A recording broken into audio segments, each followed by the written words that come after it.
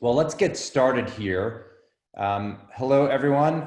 My name is Greg Apurian. I am a strategic advisor here at SocialChorus, and we are here today to present this webinar on data and storytelling. And before we get into it, I'm going to let my colleagues here introduce themselves.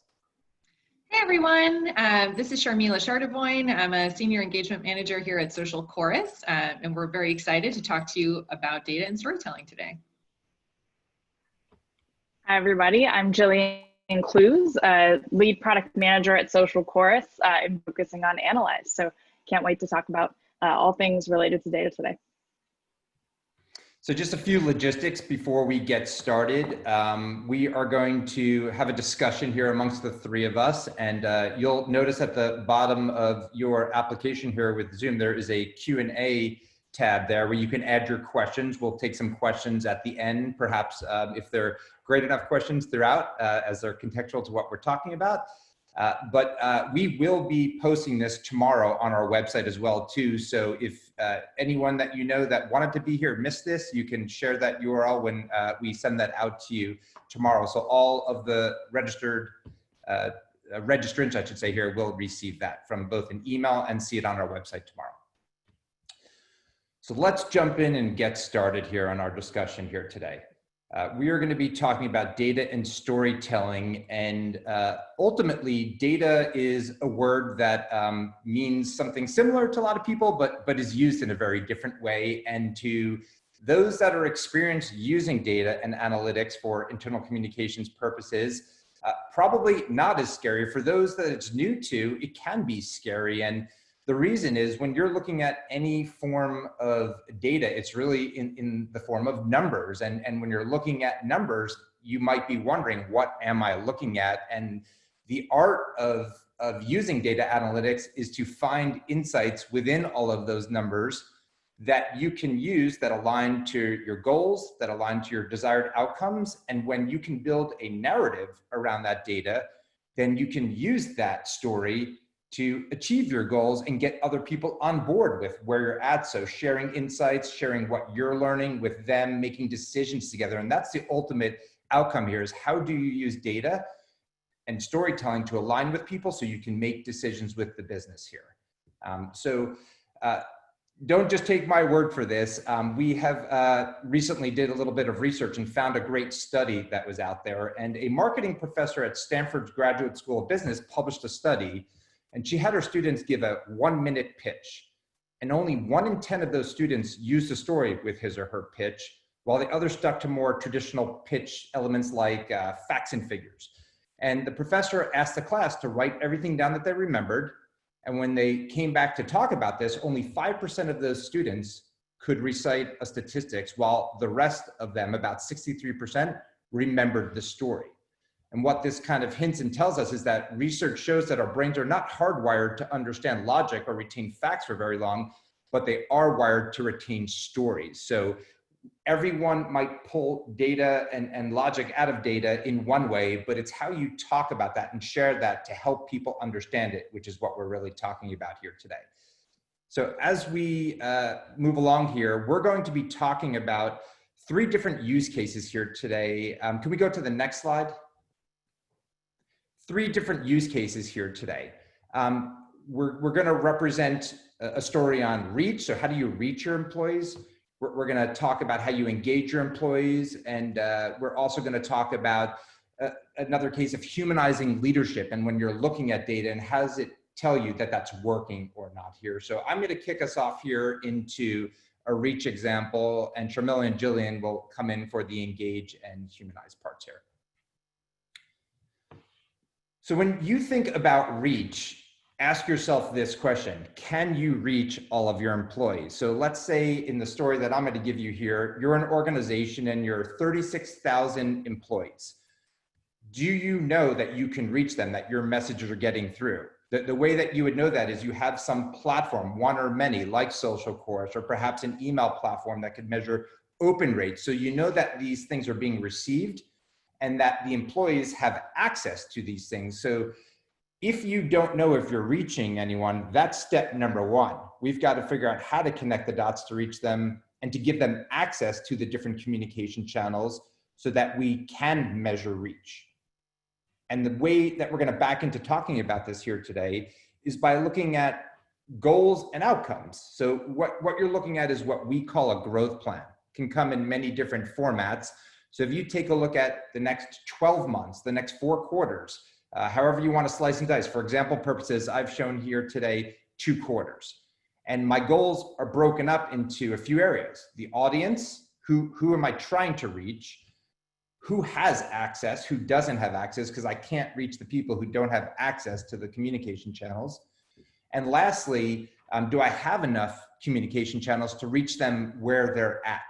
An example there might be, if you're trying for all employees, the majority of employees in most organizations, not all, probably have SSO, which stands for single sign-on. So they can use the same username and password to access different applications, platforms, etc.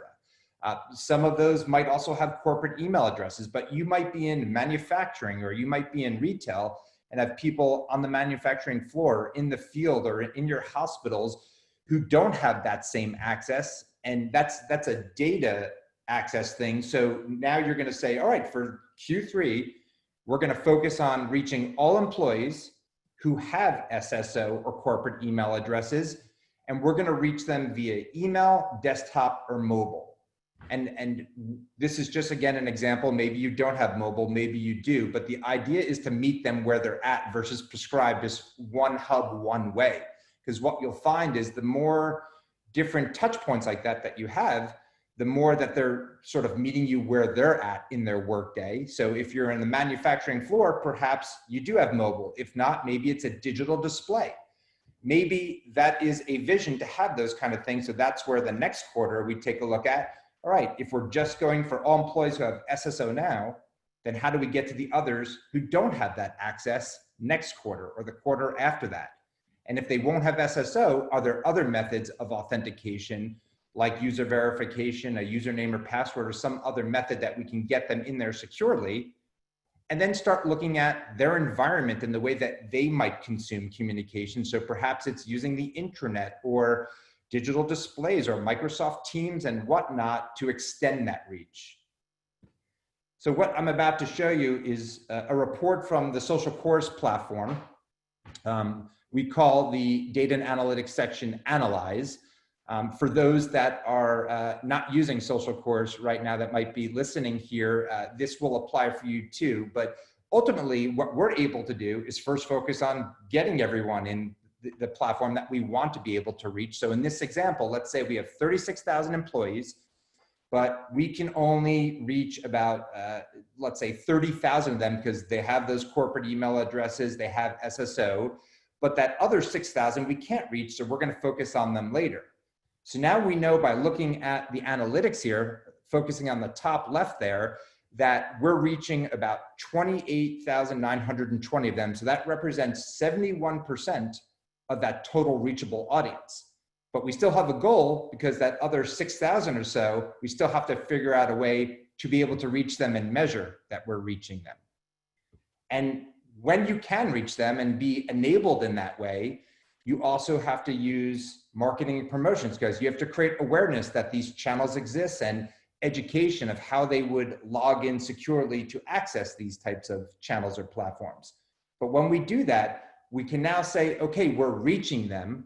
So now we can shift our focus from reach over to engagement and drive different engagement activities out of them, which Jillian will talk more about shortly.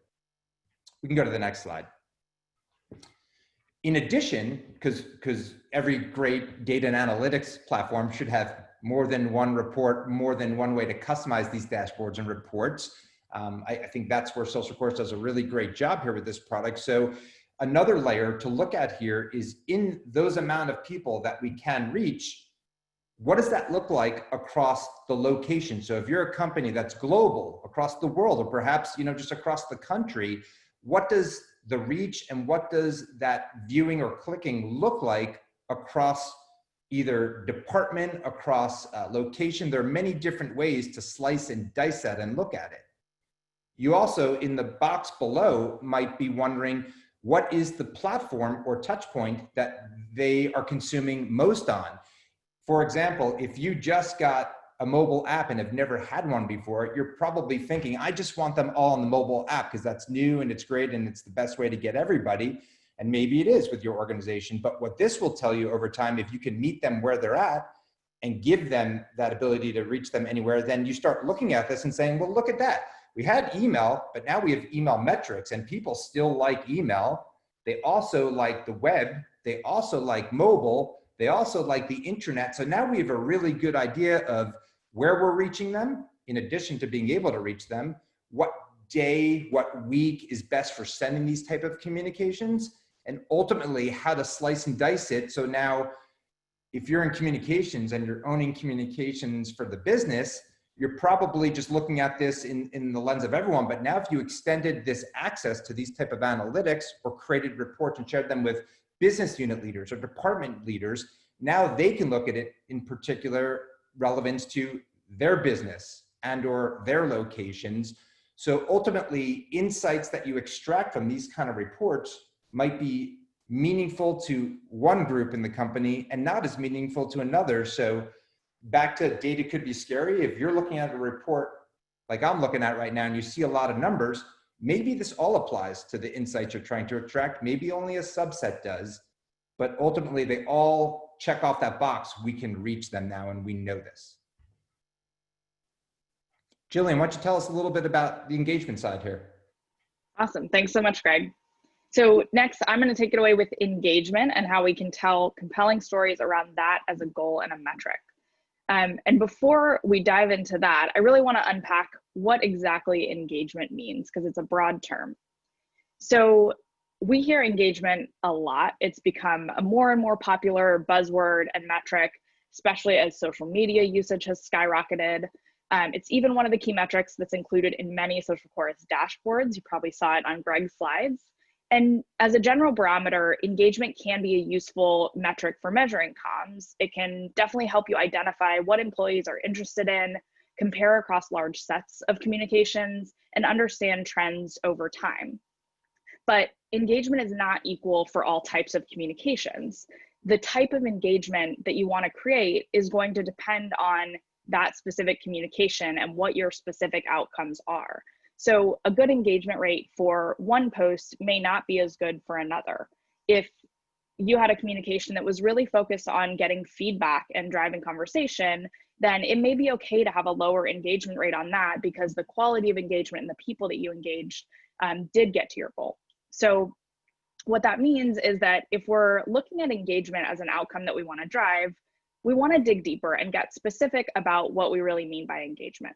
So by setting specific goals around engagement, you'll have an easier time later on crafting the story around the results that you drove. So before you communicate, we recommend starting with the exact outcome that you're looking to drive and then using that later on as an anchoring point for your story. So examples of engagement goals might be you just want to drive awareness, or you want to create conversation or generate feedback, something else. And each of those is going to look a little bit different when it comes to measurement. So before you communicate, you also want to decide on your approach to measuring it. So look at that outcome that you're looking to drive and decide if it's measurable, and look at what data you can actually use to measure that outcome. And if you don't have the right data set up, look at how you can measure it. And the goals that you're setting for your communications may be at a very macro level. You may be thinking about your annual communication goals or your evergreen ongoing communication goals, or at a micro level, you may just be thinking about a single post and what outcome you're looking to create with that single communication. But your process is going to be the same either way. So once you've defined the outcome that you're looking to drive, and you've decided on how you're going to measure it, you know that you have the data that you'll need to tell that story. You've communicated, now you've got your results and you're looking to tell the story. So you're going to do two kind of contradictory things that Greg touched on a little bit. So the first is to really go broad, look at the big picture and add context so that your audience understands what the numbers actually mean. Just presenting numbers in a vacuum isn't going to make them memorable, and we can make them more memorable, hook people, and get them to care about data with storytelling. So in the case of engagement, your context may be a specific initiative that your results ladder up to. You may also want to look at trends over time and see how your current results fit in, and if there's a compelling story there. Did you do better or worse than previously? And also adding the why of why you actually think that your results turned out this way this time around, and making sure that you're presenting those learnings to tell the story. Then next, you want to get into the details, go really narrow, because the specific anecdotes are the things that people are going to remember.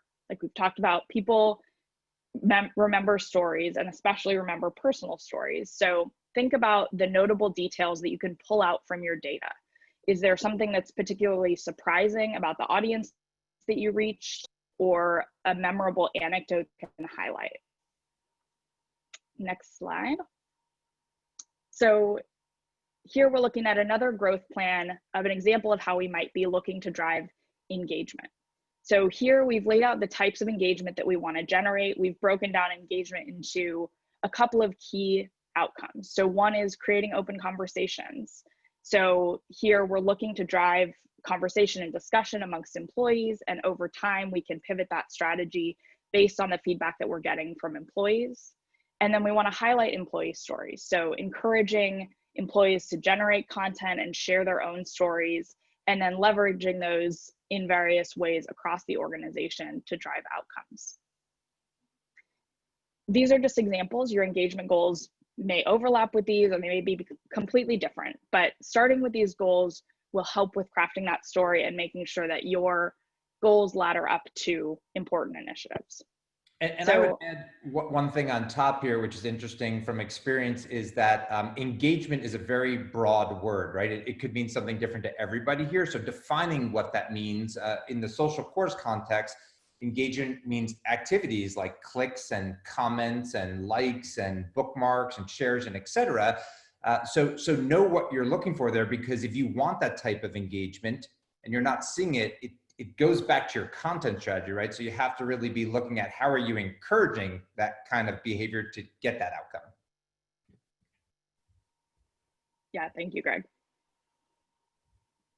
Okay, and then we're gonna dig a little deeper into these specific examples. So one of the engagement goals that we're looking to drive is around creating conversations amongst employees. So let's imagine that that's one of our goals, and we've communicated specific topics and we're looking to generate discussion, and we've got results. So we had 5% of employees participate. And right now this goal might be around some common topics that we're seeing related to working from home or return to work. So great, we got 5% of employees to participate, but your audience may not have any understanding of, is that good or bad? 5% sounds pretty low. So that 5% is not very meaningful on its own. So what we want to do is talk about why this data is important and how it fits into the larger picture. So to tell the story, we'll start with context.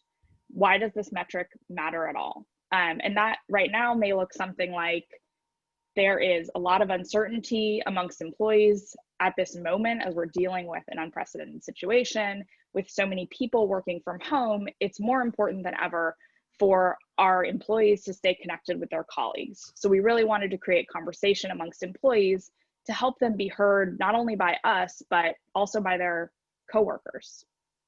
So with that context setting around this metric, we've hopefully gotten our audience to care about the data that we're presenting and understand why we had this as a goal and why that 5% matters. Additional context that we may want to add is around our historical discussion rate. So how has this looked in the past? How does the 5% compare? And why did we get the result that we did this time around? And then we want to get into those details. So one of the easy things here is to identify those comments that are really memorable. Did somebody tell a personal story about their work from home experience and the way that they were supported by the organization? Are there key comments that we can highlight or key themes that we can identify within those comments that really tell a story about the quality of the engagement that we drove, not just the volume? if there aren't standout things like that, you can look at other aspects of the engagement that you drove. So who were the 5% of people that actually participated? Are there specific areas of the business that were really engaged this time? Maybe we engaged a segment that we don't usually hear from, and we got valuable feedback from a quieter area of the business.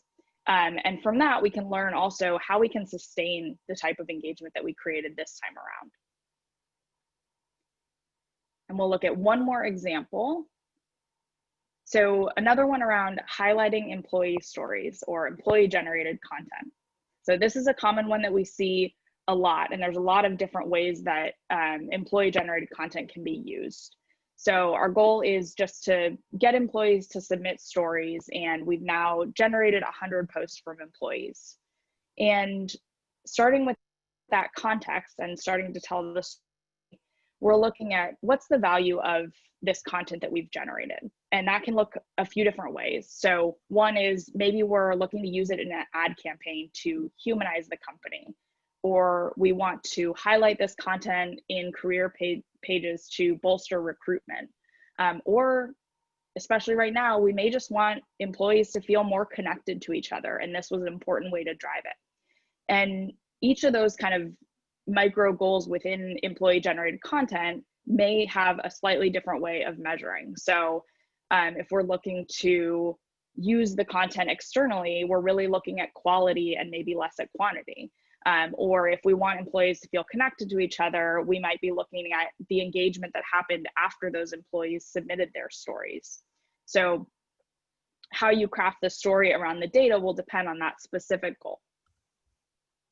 And then we'll look at this as a trend. So how have we gotten employee generated content in the past, and how does this time around compare to that? And next we'll dive into the details, go from broad to narrow, and look at, are there super compelling or notable stories that we can highlight? Again, in particular, people remember personal stories. So employee generated content is often a really easy one when it comes to storytelling. Employees are sharing their stories, and there are probably great ones that we can highlight and look at how we're engaging employees. Okay, we are back on track with the visuals, and just in time to pass it to Sharmila to talk about leadership communications. Thanks, Jillian. So we're going to hang on this slide for a little bit.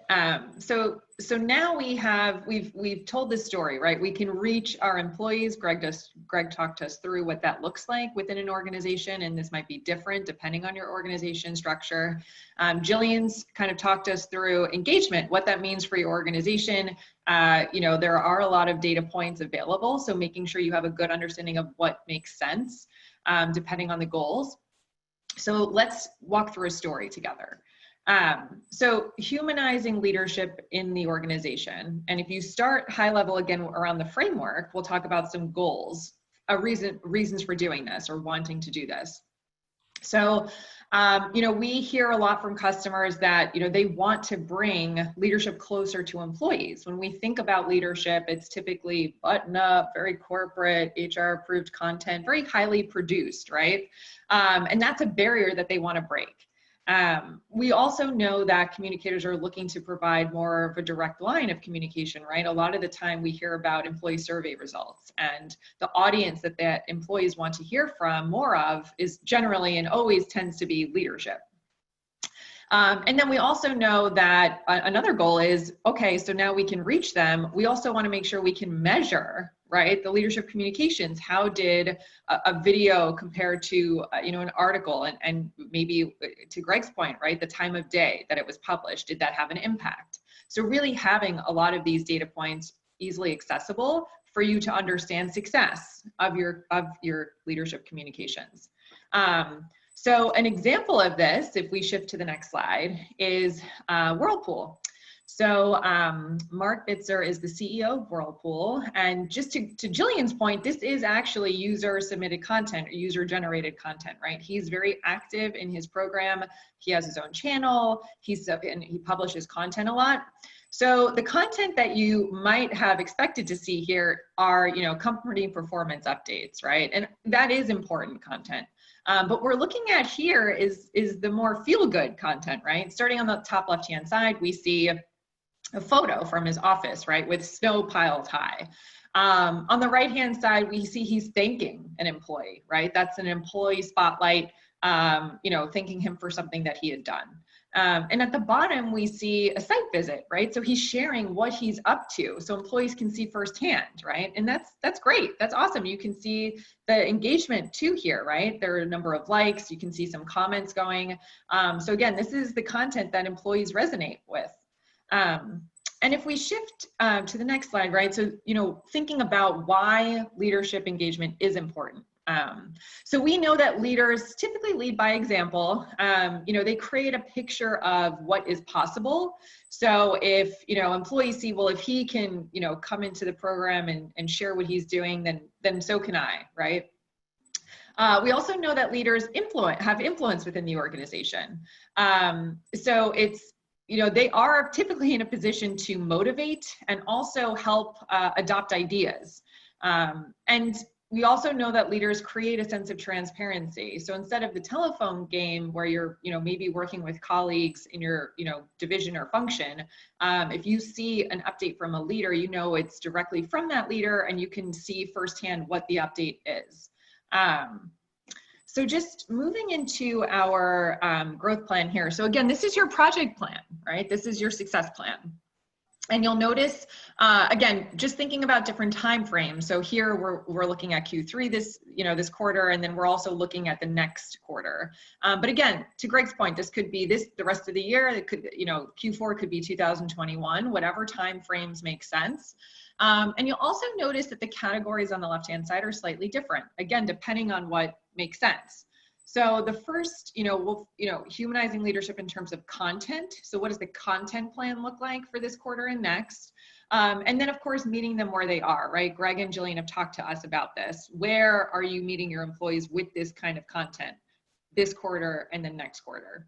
And then of course, people and operations, right? Making sure that you can roll out to executives, two different types of leadership on a regular basis. So starting from the content, right? So this quarter, perhaps the goals are a monthly spotlight series, right? Where leadership submits 3 fun facts about themselves. So again, you get a sense of who they are and the personalities behind the leader. And then there's a strategy that our team came up with that was inspired by one of our customers called Take 5 to Make 5, right? So rolling out this campaign where you encourage your leaders to do 5 things in the program every day, right? So it's creating a piece of content, liking a piece of content, commenting on a piece of content, because when employees see that their leaders are engaging, that's motivating, that's inspiring. And then, as we look to the next quarter, it's introducing different types of content, right? So video series highlighting employees, right? So you're coupling the leadership update with an employee series where you can highlight someone within IT or someone within marketing, different functions and roles. And then also, perhaps experimenting with podcasts, right? We have customers that we work with who are launching leadership podcast series. And what does that look like? And then in terms of meeting employees where they are, so maybe in Q3, we start with, desktop and mobile. We explore, to Greg's point, if we have large customer populations and their employee populations are in the manufacturing plants, right? Making sure we can reach them with that important leadership comms in digital display. And then, because that might be a larger population, the next quarter, we might focus on a corporate, launch of a newsletter that's just for corporate employees or any employee with email. And then in terms of people and operations, again, starting in Q3 here, making sure we're onboarding executives, right? So 1 to 2 executives as a goal. And this is making sure they're comfortable with the platform, making sure they understand the technology, the features, what they should be doing. And then creating initiatives and measuring your ongoing reach and engagement. And this is something that we'll look at next in a bit, but again, making sure that you can measure this content. And then if we look at Q4, there's, pardon, I'm gonna drink some water. Okay, I'm back. Looking at the next quarter, you want to make sure that you can onboard different types of leaders in the organization. When we think about executives, we don't always mean, your top tier. Line managers, people managers, any type of manager that might be influential in the organization. And then to Jillian's point, maybe a goal is encourage that two-way communication, right? By leveraging comments and polls so that you're getting firsthand feedback on initiatives, different types of call to actions that you might be trying to drive. And then of course you want to be able to have a process to govern that feedback, right? So as you get employee feedback, what is the process to get leadership to address the feedback? What does that look like? So making sure that you have something like that in place also. So if we head over to the next slide, similar to the other reports that we've shown you, this is very specific to SocialChorus, but if we think about, measuring your leadership content, you can do that, right? We have an initiatives overview report. So over a period of time, let's say it's the last 30 days or 90 days, you can see how an initiative performed, right? And did this leadership content really get that reach and engagement that you were looking for? And if not, you can pivot and test new strategies based on your findings. If we head to the next report, we also can see how a specific leadership post performed. So in this case, it's a leadership video, right? So within that last 30 days or 90-day window, how did that video perform, right? So we can see on the left-hand side, it got about 20% engagement. Okay, good. We can see the viewers. And then if we look at the bar chart below on the left, we can see, okay, well, there are a lot of viewers in email, but the most engagement was in Android and web. So what are some opportunities that we can, drive further engagement either in email or capitalize on web and mobile? And then the next report that we'll look at is the content, right? So what kind of content resonated over this period, over this window? So we can see that a lot of viewership and a lot of the content was, lived in articles. But if you look at the yellow line, the engagement was really in video. So how can we explore video? And this is the data that you can surface to your leadership, right? That you can say, hey, this video did really well. We need to produce a little bit more. This is what we need, right? And having those asks ready. So if we look at the key takeaways for today, really starting off with your business goals, right? Make sure you have an understanding of what your goals are and the desired outcomes. And this is essentially the context, right? Your context is king and will be the framework that you work from. And then really decide and determine the best metrics that make sense to look at on an ongoing basis, right? Again, to Greg and Jillian's point, there is a lot of data that you have access to, and really just making sure that you know what makes sense to look at. And it might only be a few key metrics. And then once you have this data, you'll start to see key insights, right? You'll be able to read between the lines to identify key insights, which will then be essentially opportunities that you can turn into action plans, right? That will turn into your growth plan for this quarter, for next quarter, whatever time frame you're looking at. And then build your narrative based on who you're sharing the insights with and what you're trying to accomplish. So again, if you are looking at driving leadership engagement within your organization, make sure that you have the data to present to that audience and have your asks ready, right? So we saw video content performed really well in this month. We need a few more video pieces from leadership and then get the ball rolling because the data supports your asks. And I would love to contextualize a story before we get to questions here to sort of close this out for you. Imagine a world you've worked so hard to get leaders to do this kind of content because most of your leaders are probably, especially with video, doing scripted, highly produced, costly videos. And what you'll find, at least our data shows us, is that it's the opposite. If a leader just shoots, from their phone and it's not perfect, that's very authentic, and that's what employees want to consume more. So when you think of like that change of behavior, you've got something new that can now measure all of this. Imagine in that world where now your CEO or the executives are actually using the platform and these touch points. And now they're getting all caught up in likes and comments, right? Because they've never had that before.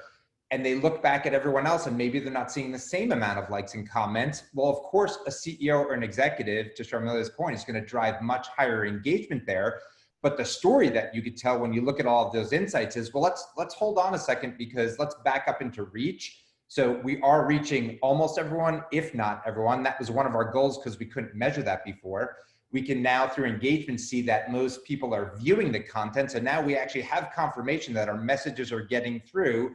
And now we're seeing engagement activities where they're taking action. So we've come, full circle here at our organization, because now we're able to sort of understand that. And now we can use that in the stories. So if you're managing the platform, if you're a SocialChorus customer or communications, and you don't have a platform like this, how are you reporting out to someone you're reporting to?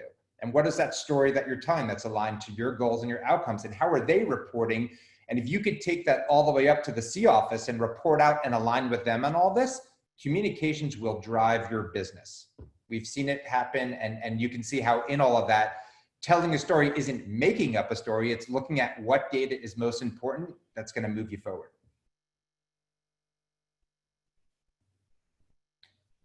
Well, let's take some questions here.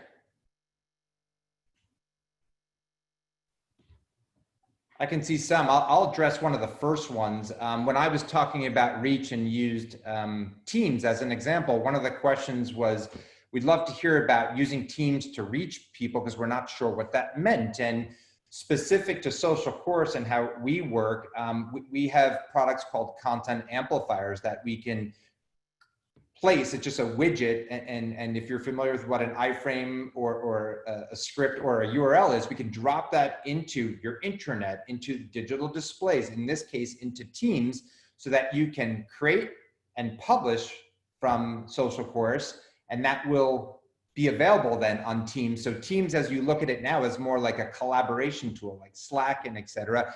But you can now bring the content that you're sharing to Teams to actually extend the type of content and the type of experience that you're delivering there. And there's a portion of your audience that is probably spending a lot of their time on Teams, so now we've reached them there.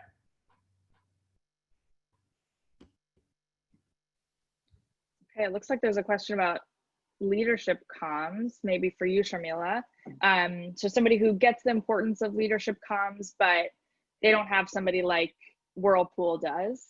So how do you influence a leader who doesn't have the time and maybe doesn't understand the value of getting in touch with and speaking with employees?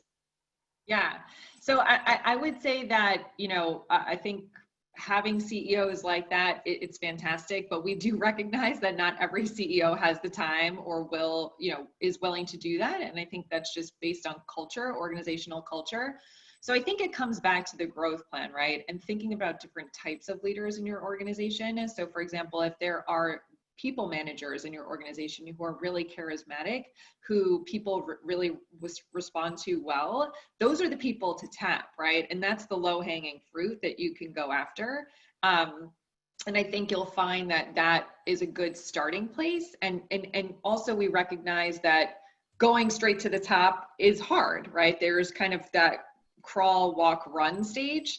And so, starting off with people managers and then kind of taking the next step and who might that be, versus just kind of skipping to the top, which again, might not be, easily accessible in many cases.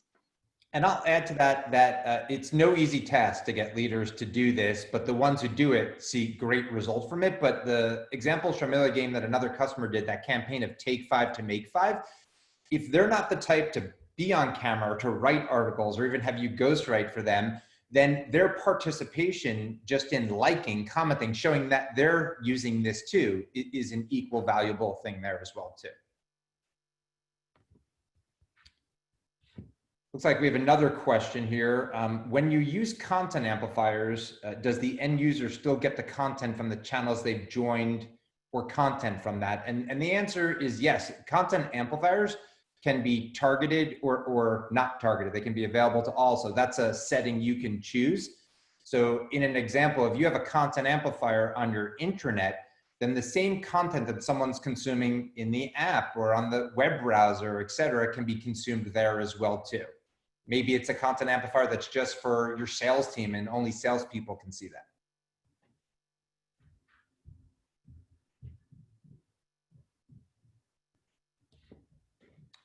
There's another question here on, is there a digital display technology that you recommend for working with SocialChorus? And there's not one specific one. I think we've seen displays that are just computers running on them where it's just a browser, and that's why we have a URL that you can just drop in there and it refreshes as you change out that content. We also can embed into anything that can take an iframe or a script. So don't want to get too technical for you here, but any platform that can enable an iframe or a script to be integrated into it easily would work. Yeah, and I would just say, come and talk to us, your engagement manager, your strategic advisor, and we're certainly happy to have those conversations.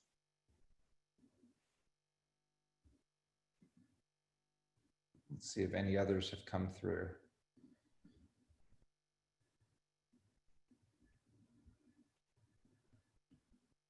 We did have one question about, will this be delivered in Spanish language? And we apologize, but no, this is just in English language here today.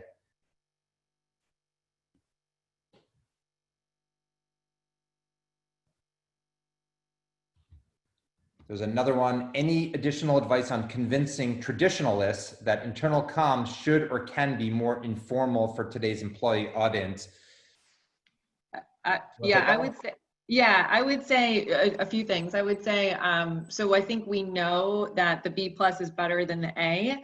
And I would also say that the data will show and prove that. And that's, I think, what we've seen across many of our customers. When the leader kind of fumbles a little bit, or like even me, like drinking my water and choking a little bit, I'm sure hopefully somebody got a chuckle out of that, right? It makes it a little bit more engaging, rather than if I were in a suit and tie and it doesn't necessarily come off as authentic. And there's ways to say that without saying that to your leadership. So I do believe firmly that the data will prove that. Sorry, Greg, you were going to say something. No, I was going to let you answer because I knew you'd deliver a good answer there. And I think it's really, we're all of us who are passionate about the employee experience. And if you have leaders or parts of your organization that might not just get it, like they're likely using consumer technologies and other things, whether it be Netflix or Gmail and whatnot. And ultimately, we're just trying to consumerize the employee experience here.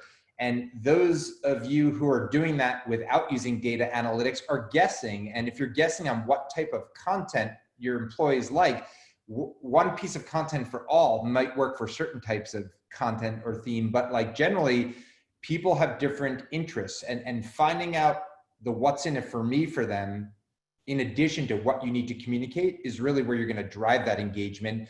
So if you can measure it, whether it's just through email or as extensive as what we can do here at SocialChorus, you have irrefutable data to now go build a business case. And if you can't do that by yourself, go find others in your organization who are passionate about this too, because those who are doing this are winning, because employees are recognizing that the company is almost learning from marketing, how marketing has really gained value in an organization because they know how to sort of reach and drive activation with a consumer. You can do the same with your employees. Yeah, I see another question here about multiple communication channels, and I think that's something that we touched on. So I think if you look at, specific to SocialChorus, if you look at us as your mission control, right, publish once to many places, and that's really simplifying your, ideally and hopefully that's simplifying your life, where you can meet employees where they are. So I think we recognize that there is a big change management effort pushing people to mobile or pushing people to web. And if you can just meet people in general like to consume content in different ways, depending on the generational gap, depending on just, traditionalists, we've seen that term just now in the comments. So, if we are able to support this omni-channel publishing where you can consume content in mobile, in web, in email, in Teams, in your SharePoint, across any, digital display, right? Where you are able to walk past in the manufacturing site and see that latest leadership content. So you're informed and connected. That is the goal. And that's what we are aiming to achieve. So I think that's a good point. Got a few more questions here. How do you determine what level of engagement is high or low? Like the example of 19% engagement, which I assume you're talking about an engagement rate in Analyze there. And talk to your engagement manager or your strategic advisor about benchmarks. We have some, but we would challenge you here to look at it a little differently, to figure out what benchmarks are for yourself. So on average, if you're seeing 19% engagement rates, and there's room for improvement always, then how do you get to 30%? And we know leaders are going to drive greater. So for example, if your CEO is doing this and your CEO is getting between 40 and 70% engagement rates, the average person's not going to, who's publishing, get those kind of engagement rates, but potentially other leaders can. So now you have a framework of this 30 to 70% that they can work on growing with. But if we look at what we talked about here today, for reach, if you can't reach all your employees, your benchmark is 100%. How do I reach them all? If you are not driving engagement activities with all them, how do I reach 100%? So you kind of have to look at what your goals are and what your outcomes are and drive it based on that. If you're just using data without goals and outcomes, what's it really telling you?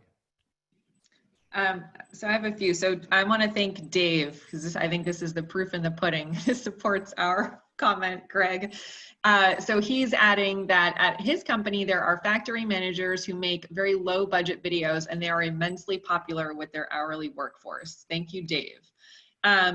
I'm going to kick it to Jillian, I think, either Jillian or Greg. So I liked Jillian's comment that sometimes the number of views and clicks may not be as telling as the engagement, commenting and changing behavior. Any suggestions on how to amplify that importance to managers who value views and clicks?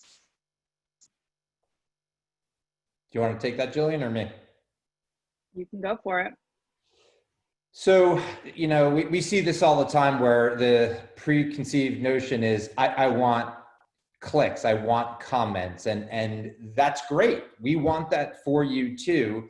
And those not using SocialChorus should want that too. But what does that tell you, right? How does that matter back to the business or what you're doing and managing there? So if you want that, but your content doesn't represent that, that's where you start. Every piece of metric or data is going to take you back to audit your content. So in that content, are you encouraging comments, or are you making them guess that they can give comments? So they even know they're allowed to give comments, because comments is new to your organization. So you've got to drive the action by the words and the pictures and the thumbnails and the videos that you put out there, right? And if you're leading it and curating it, you'll start to see that behavior. But what's in all of this is just change management, right? You can't go overnight from like not doing something to doing something. So set a goal, look at it over 90 days, and create content that drives that behavior. Yeah, and I think also just adding to that, if you think about comments, right? Comments without context, happy birthdays, so we saw a lot of happy birthday comments on a post. But if you have context, hey, we're launching a new initiative next month, we want your feedback, leave your comment here on XYZ. That way you are getting the information and feedback that you're looking for, not necessarily counting the number of comments on a content card. So I think that's also another way to look at things. And maybe one last piece of advice on that too is with SocialChorus customers, the word smart campaigns I would use here, but for those not, when you send content, no matter which way you publish that and deliver it to them, people are busy on the go. It might be very interesting content, it might not be, but like they might miss it there, right? And the way to sort of amplify that or promote that for them is to send an email, send a push notification, some other mechanism that triggers them seeing it, being aware to go click through and do that. That generally leads to 2 times the amount of engagement we find on our platform. So if you often worry about bombarding employees, our data shows it's not bombarding, it's actually helping them to see that that's there so they can go see that content, whether it's viewing it or clicking on it or commenting, etc.